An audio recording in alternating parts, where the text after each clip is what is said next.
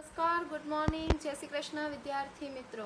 ધોરણ 7 વિષય અંગ્રેજી, જેમાં આપણે યુનિટ નંબર 1 વિની સ્માઇલ કે જેની આગળની એક્ટિવિટીઓ આપણે જોઈ.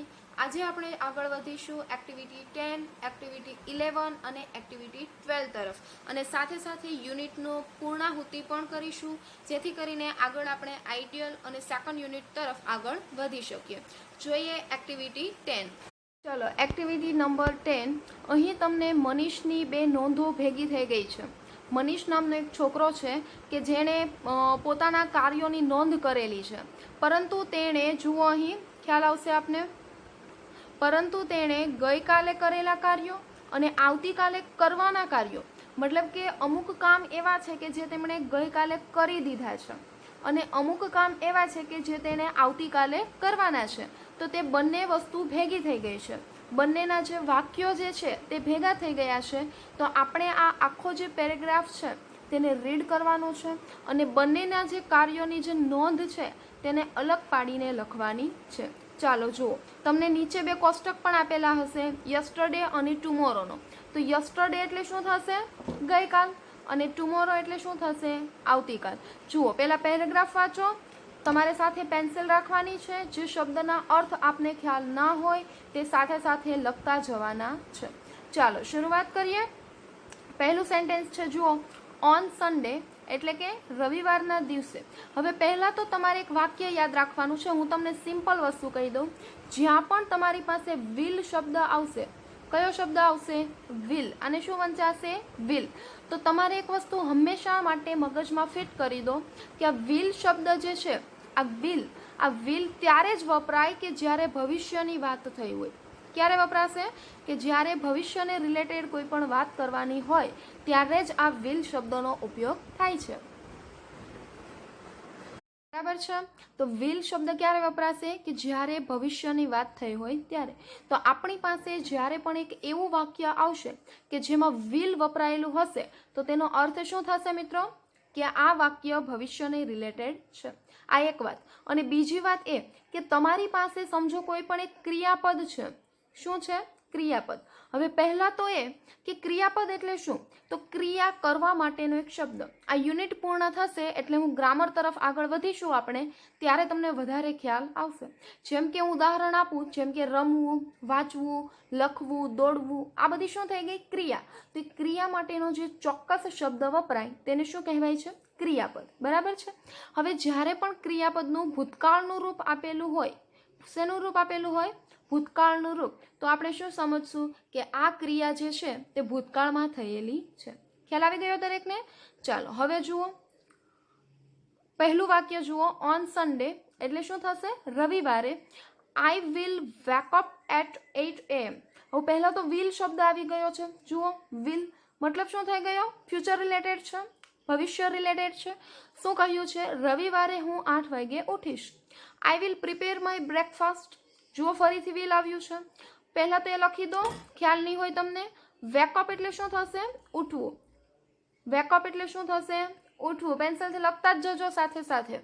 નેક્સ્ટ છે પ્રિપેર. પ્રિપેર એટલે શું થશે? બનાવવું. શું થશે? બનાવવું. બરાબર છે? આઈ will prepare my breakfast. Breakfast એટલે નાસ્તો. હું સવારે રવિવારે 8 વાગે ઉઠીશ. હું મારો નાસ્તો બનાવીશ. હવે બીજો જે થર્ડ સેન્ટેન્સ છે, જુઓ, આઈ વોક અપ એટ 6 AM. હવે વોક અપ ખાસ ધ્યાન રાખજો. અને અહીં છે વેક અપ. જુઓ, પહેલાં તો વિલ નથી આપ્યું એટલે ફ્યુચરનું તો વાક્ય છે જ નહીં. અને બીજી પણ એક ઓળખ જુઓ, વેકઅપ એટલે શું થાય છે? ઉઠવું. બરાબર છે? ઉઠવું. હવે હમણાં મેં તમને વાત કરી ભૂતકાળના રૂપની, કે કોઈ પણ ક્રિયાપદ જ્યારે હશે તેનું ભૂતકાળનું રૂપ આપેલું હોય તો તે ભૂતકાળનું વાક્ય બનશે. હવે આપને એ ખ્યાલ હોવો જોઈએ કે ભૂતકાળનું રૂપ એટલે કેવું રૂપ. એક એક્ઝામ્પલ જુઓ, અહીં જ આપ્યું છે. આ વેકઅપ જે છે એનો શું અર્થ થયો? ઉઠવું. હવે આ વોકઅપ જે છે એ શું છે? આ વેકઅપનું ભૂતકાળનું રૂપ છે. બરાબર છે? ગ્રામર ચાલશે એટલે હું તમને બહુ બધા રૂપ આપીશ એટલે ખ્યાલ આવશે આપ સર્વોને. પરંતુ અહીં પણ એક જોઈ લો, વેકઅપ એટલે શું થયું? ઉઠવું. હવે વેકઅપનું ભૂતકાળનું રૂપ શું છે? વોકઅપ. એટલે વોકઅપનો અર્થ શું થશે? ઉઠ્યો હતો. બરાબર છે? મતલબ કે ઉઠવાની ક્રિયા પૂર્ણ થઈ ચૂકી છે. સિમ્પલ વર્ડ નથી, સામાન્ય રૂપ નથી. ભૂતકાળનું રૂપ વોક અપ, ઉઠ્યો હતો અથવા તો ઉઠી હતી. ખ્યાલ આવ્યો દરેકને? આઈ વોક અપ એટ 6 AM. હું 6 વાગે ઉઠી હતી અથવા તો હું 6 વાગ્યે ઉઠ્યો હતો. ભૂતકાળનું વાક્ય થઈ ગયું. શા માટે? વોકઅપ છે એટલા માટે. ખ્યાલ આવ્યો દરેકને? ચલો નેક્સ્ટ જુઓ. I will meet my best friend. ચલો વિલ આવ્યું છે અને મીટ એટલે થાય છે મળવું. લખી દેજો ખ્યાલ ના હોય તો. MEET. મીટ એટલે શું થશે? મળવું. હું મારા બેસ્ટ ફ્રેન્ડને મળીશ, જેનું નામ શું છે? Sohil at 10 AM. હું 10 વાગે તેને મળીશ. I left my house. ચલો ફરીથી વિલ નથી, ભૂતકાળનું રૂપ છે. ખ્યાલ આવતો હશે આપ સર્વોને. પછી લેફ્ટ જે છે ભૂતકાળનું રૂપ છે લીવનું, એટલે કે છોડી દીધું. મેં મારું ઘર 9 વાગે છોડી દીધું. એનો અર્થ મતલબ કાયમ માટે નથી છોડી દીધું, મતલબ હું 9 વાગ્યે ઘરેથી નીકળ્યો. બરાબર છે? મતલબ ભૂતકાળનું વાક્ય થયું. નેક્સ્ટ છે I went two post office. Vent. હવે વેન્ટ જે છે પણ ભૂતકાળનું રૂપ છે. કોનું ભૂતકાળનું રૂપ છે? તો ગોનું. ગો એટલે શું થશે? જવું. I go school. હું સ્કૂલે જાઉં છું. ગો એટલે શું થાય છે? જવું. અને વેન્ટ જે છે WENT, વેન્ટ જે છે તે ગોનું ભૂતકાળનું રૂપ છે, જેનો અર્થ શું થશે? ગયા હતા અથવા તો ગઈ હતી અથવા તો ગયો હતો. આઈ went to the post office. હું પોસ્ટ ઓફિસ ગયો હતો. મતલબ શું થયું? ભૂતકાળનું વાક્ય. આઈ પોસ્ટેડ ધ એન્વેલોપ. પોસ્ટેડ ફરીથી ભૂતકાળનું વાક્ય. I return home. રિટર્ન્ડ ફરીથી ભૂતકાળનું વાક્ય. We will. જુઓ વિલ આવ્યું છે, શેનું બનશે? ફ્યુચરનું. I will take lunch at Sohil's home. ફરીથી વિલ આવ્યું છે. હું સોહિલના ઘરે જ લંચ લઈશ. વિલ આવ્યું છે. આઈ ટુક માય બ્રેકફાસ્ટ એન્ડ ચેન્જ્ડ. આઈ ટુક. ટુક એ શું છે? ભૂતકાળનું રૂપ છે. શેનું? ટેકનું. TAKE. ટેક એટલે શું થાય છે? લેવું. અને તેનું ભૂતકાળનું રૂપ શું થશે? ટુ, એટલે કે લઈ લીધું. ક્રિયા પતી ગઈ છે. બરાબર છે? And I reached the school by bus. I reached ફરીથી ભૂતકાળનું રૂપ થયું છે. આઈ કેમ બેક. કેમ બેક એટલે પાછું આવવું. એ પણ શું થશે? ભૂતકાળનું વાક્ય થશે. Next we will go for a movie. Will આવ્યું છે, જુઓ શેનું થશે? Future. I will return home at 7 PM. ફરીથી વિલ આવ્યું છે, શેનું થશે? ફ્યુચરનું, મતલબ આવતીકાલનું. Then I watch TV. જુઓ ભૂતકાળનું રૂપ આવ્યું. વોચ પાછળ ઈડી લાગે છે તો પણ તે ભૂતકાળનું રૂપ ગણાશે. એન્ડ પ્લેડ ફરીથી ભૂતકાળનું વાક્ય. With my friends.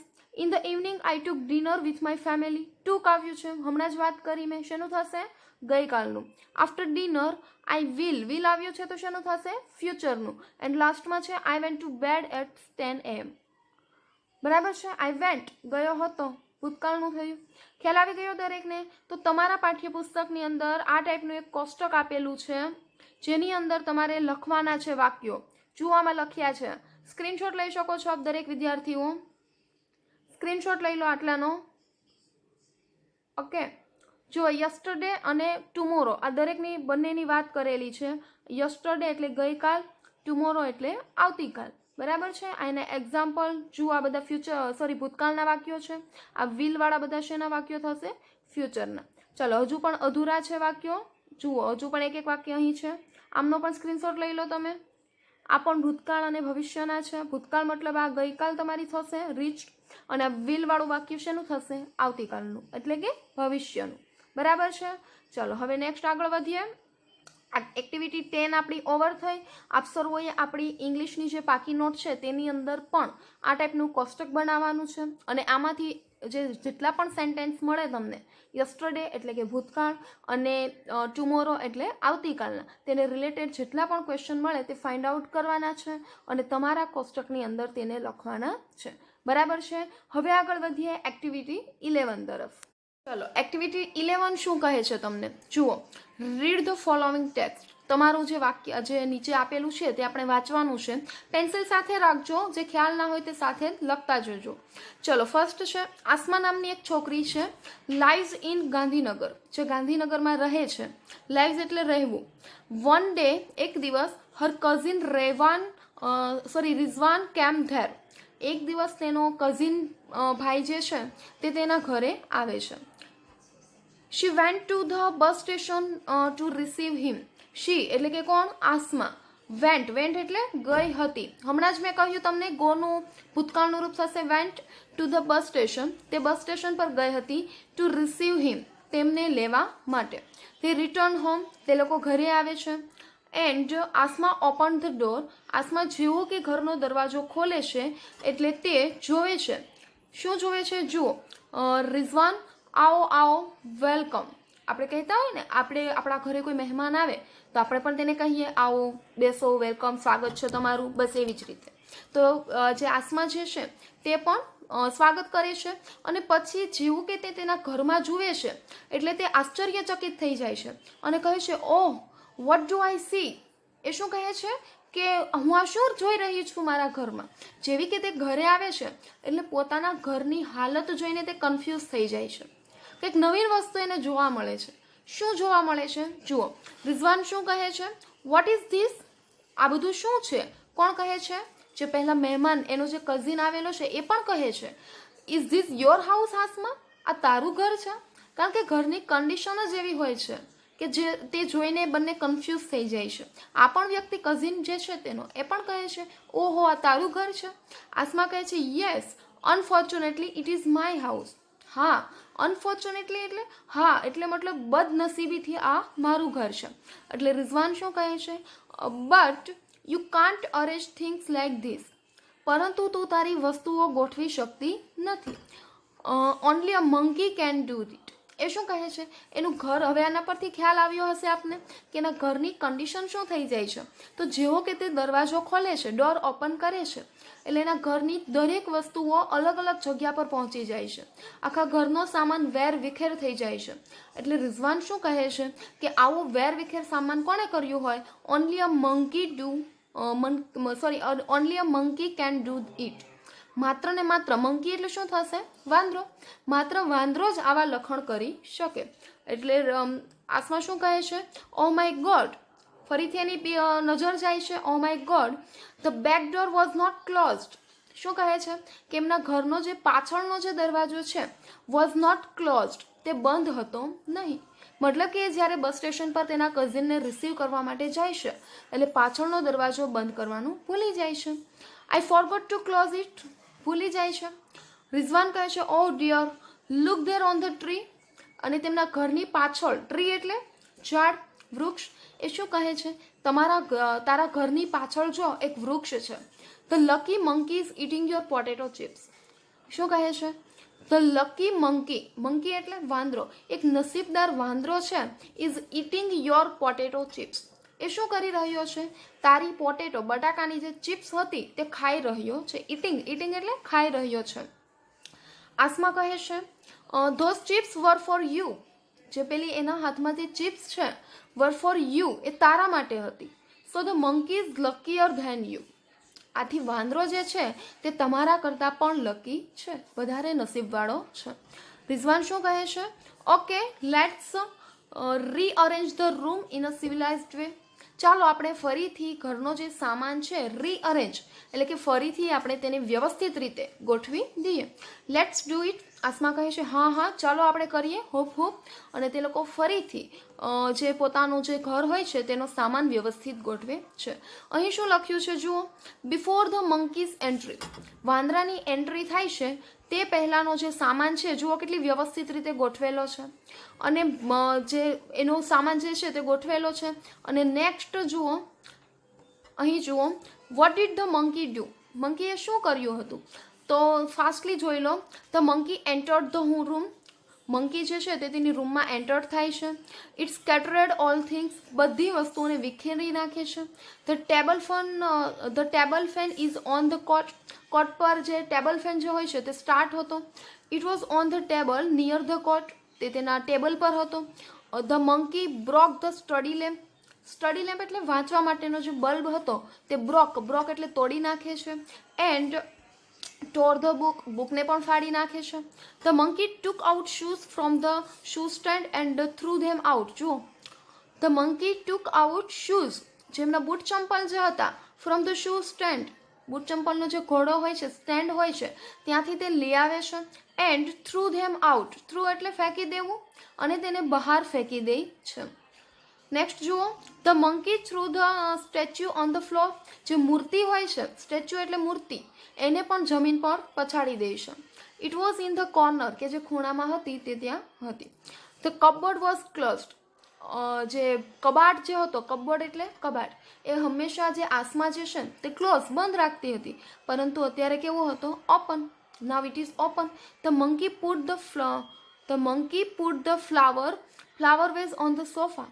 બધા ફૂલ જે હતા તેને પણ સોફા પર ફેરવી દે છે. It was on the stool, કે જે ટેબલ પર હતા. All the chairs were upside down. બધી ખુરશીઓ જે છે એને પણ તે ડાઉન એટલે કે નીચે પાડી દે છે. આ બધા કાર્યો કોણ કરે છે? મંકી કરે છે, વાંદરો કરે છે. આફ્ટર ધ મંકીઝ વિઝિટ, જુઓ, after the monkeys visit, monkey વાંદરો જ્યારે મુલાકાત લઈ જાય છે પછી તેના ઘરની હાલત શું થાય છે તે આપણે કહેવાનું છે. એ તમારે અહીં ડ્રો કરવાની છે. તમે વિચારી શકો છો કે એની જે ચેર્સ હતી, ખુરશીઓ જે હતી તે કઈ કન્ડિશનમાં હશે. ત્યારબાદ જે અલગ અલગ વસ્તુની વાત કરી, કપબોર્ડ, પછી ફ્લાવર્સ, એમની જે સ્ટડી લેમ્પ, એની જે વાત, ટેબલ ફેન, એ જે દરેક વસ્તુ જે છે તે કઈ કન્ડિશનમાં હશે પછી તે તમારે અહીં ઇમેજિન, કલ્પના કરવાનું છે. બરાબર છે. લાસ્ટમાં છે એક્ટિવિટી 12. તમે પણ ફ્લાઇંગ બાઇસિકલ, વિની સ્માઇલ, એનો યુનિટમાં આપણે જોયું, તેજસ્વીની જેવી બાઇસિકલ બનાવવા ઈચ્છતી હતી. તેવી ફ્લાઇંગ એટલે કે ઉડતી બાઇસિકલ જેવું સાધન તમે પણ બનાવવા ઈચ્છતા હશો. તેનું ચિત્ર અહીં દોરવાનું છે અને તેના જેટલા પણ પાર્ટ્સ છે, જે પણ કંઈ એના સાયકલના ભાગ છે તે તમારે ઇંગ્લિશમાં લખવાના છે. તેમાં તમે કયો વૈજ્ઞાનિક નિયમ અપનાવ્યો તે પણ નોંધવાનું છે. ખ્યાલ આવ્યો દરેકને? અહીં જે ખાલી જગ્યા આપેલી છે, ખાલી જગ્યા એરિયા જે છે, તેમાં તમારે એ ટાઈપની એક ફ્લાઇંગ બાઇસિકલ આપ દરેક વિદ્યાર્થી મિત્રોએ દોરવાની છે. તે માટે તમે ગૂગલ, યુટ્યુબની હેલ્પ લઈ શકો છો. તેના પાર્ટ્સ જે છે, તેના ભાગો જે છે તેને પણ તમારે અંગ્રેજીમાં લખવાના છે. બરાબર છે. પાઠ્યપુસ્તકની અંદર આપણું ફર્સ્ટ યુનિટ આ રીતે પૂર્ણ થાય છે. આના પછીના લેક્ચરમાં આપણે આઈડિયલમાંથી ફર્સ્ટ યુનિટ સોલ્વ કરીશું, જેથી કરીને તમે આઈડિયલમાં હોમવર્ક પણ કરી શકો અને તેના પછી આપણે ગ્રામર તરફ આગળ વધીશું. બરાબર છે. આજના લેક્ચરમાં આટલું જ. મળીએ આના પછીના લેક્ચરમાં. આપ સર્વ વિદ્યાર્થી મિત્રોએ આપેલું વર્ક પૂર્ણ કરવાનું છે અને સાથે સાથે આપની ઇંગ્લિશની જે આઈડિયલ છે તેની સાથે પેન્સિલ લઈને બેસવાનું છે. બરાબર છે, જેમાં આપણે આગળ વધીશું.